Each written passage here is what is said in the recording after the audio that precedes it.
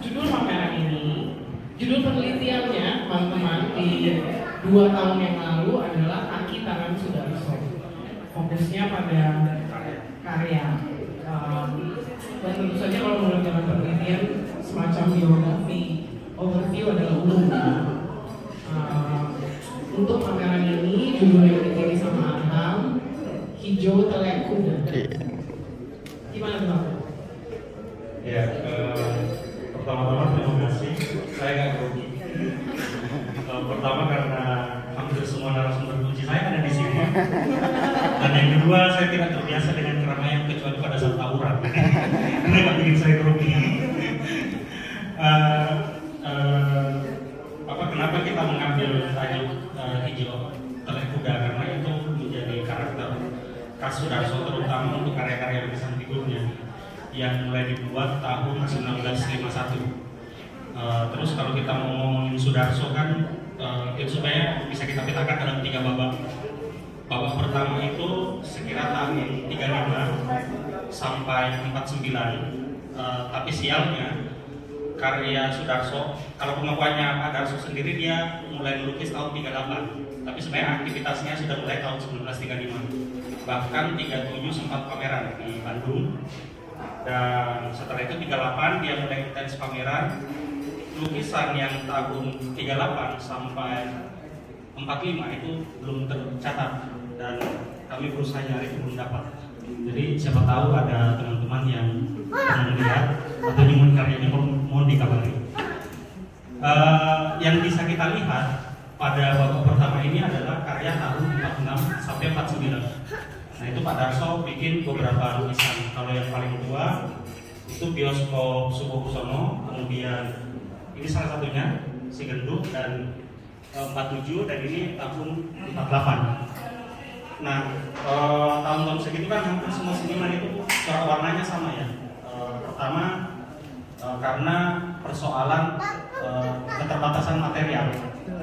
Jadi cat itu sangat susah dan pilihan warna itu sangat sedikit. Jadi juga pada saat itu seniman nyari-nyari cara buat melukis. Nah, tadi dikonfirmasi sama Pak Dewoto, misalnya karya yang ini sebenarnya judulnya Bajingan.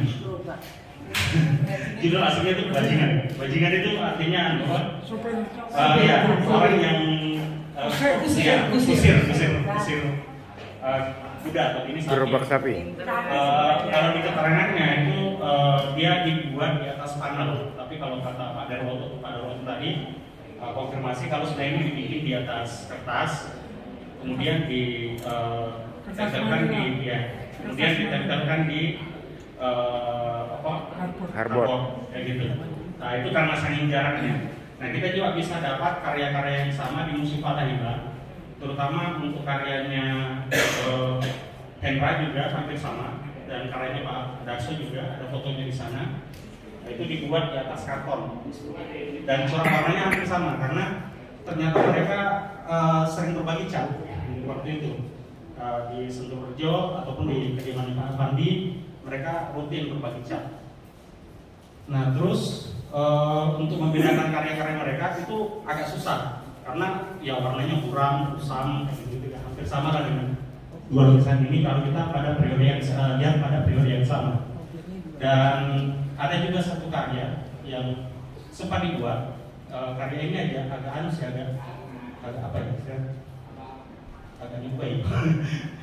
Karena mereka akan waktu itu cari model ranjang. Nah, terus mereka kebetulan nggak punya duit. Akhirnya karena nggak punya duit, ya Pak Pandi, Pak Darso, sama Hendra masih kere kan waktu itu. Terus akhirnya ya mereka yang telanjang terus saling lukis. Dan kami berusaha nyari lukisan juga, tapi sampai sekarang dia belum ketemu. Pameran ini juga selain karya-karya ini kami berusaha menampilkan arsip yang bisa kami dapatkan, dan mayoritas semua arsip yang ditampilkan di sini adalah arsip dari Bapak Sudargono. Jadi Pak Gono itu memang rutin mengarsipkan arsip-arsip Sudarso.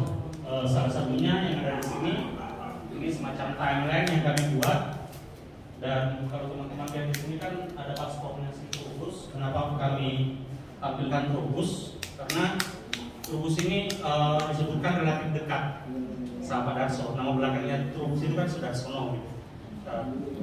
Diambil dari namanya Pak Darso. Kebetulan tempat ketemunya pertama itu dekat sini di Indonesia. Mereka ketemu di situ, terus dibawalah Trubus ke rumahnya Pak Darso. Disuruh ngaku sebagai adiknya dari Jawa. Kan orang Jakarta bilangnya Jogja itu Jawa. Itu sih untuk awalnya mungkin. Oke, bisa. Portrait atau ke landscape? Sini dulu aja.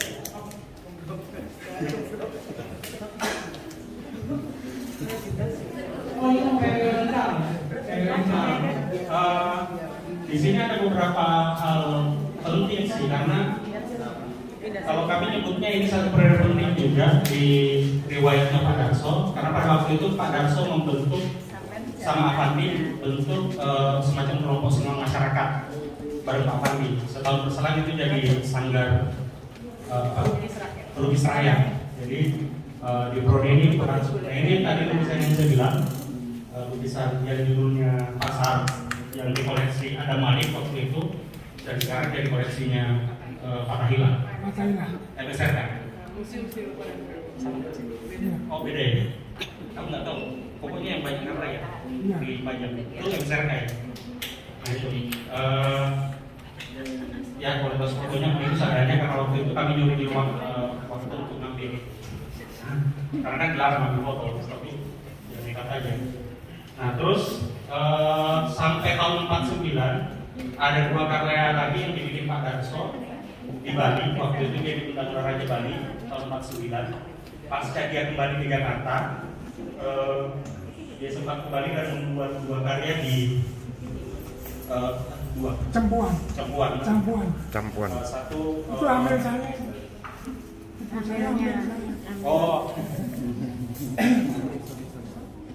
Jadi 2 karya ini lahir pada masa itu. 49. Iya, Bapak nggak dipanggil Raja Bali, tapi Bapak dapat amanat misi dari Perdana Menteri lahir dan diongkosin ada beberapa ada 9 konsul yang dibawa ke Bali untuk menyatukan antara Bali dan Indonesia. Republik. Itu dapat apa utusannya. Misi diplomasi. Misi. Terus pada periode yang sama juga, aku lompat aja ya, maksudnya sebelum masuk ke karya itu. Ini juga satu hal yang mungkin agak jarang diketahui, tapi dulu di Hotel Indonesia ada satu bidang dinding yang direspon oleh 3 seniman. Limangkong, Sudarso, terus ada satu lagi.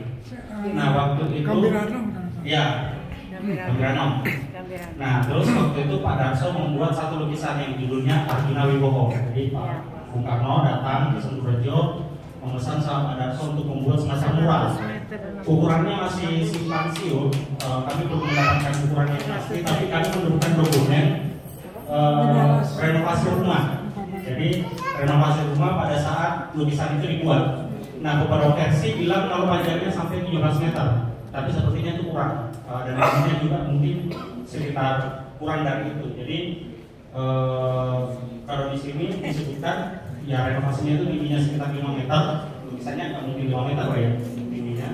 Kemudian lebarnya 6 meter dan panjangnya 16 meter. Jadi kemungkinan angka yang paling mendekat itu untuk panjang lukisan itu dan untuk lebarnya sendiri itu sekitar 140 ke atas untuk lukisan itu. Nah terus setelah tahun 1964 dia membuat versi yang lebih kecil dan sekarang juga dikoleksi sama Istana Bogor dengan judul yang sama, Arjuna Wibowo. Arjuna Wibowo ini diadaptasi dari naskah paling tua sebenarnya di Jawa Timur, dibuat sekitar abad ke-8. Dan menariknya naskah itu karena naskah itu adalah naskah salah tafsir. Jadi ada orang yang pengen belajar ke India, belajar agama Hindu, terus belajar sama guru di sana, terus sama tafsir, pulang-pulang bikin kitab jadi agama baru. Nah, itu menariknya saya dan itu jadi karakter khas dari cara kita mengadaptasi cerita. Nah, Pak Darso juga bukan orang yang asing dengan wayang, karena waktu kecil dia udah mulai bikin wayang. Nanti ini dibaca aja ya. Ini periode yang setelah sampai 49 ya. Periode setelah itu 61. 61 kali. 61. itu setelah sampai Brunei akhir. Tahun 51 dia sudah mulai membuat karakter lukisan perempuan yang ciri khasnya dulu yang semacam itu sama yang ini. Ya, kita kesana aja. Oke. Betul mas, bisa diajar mas.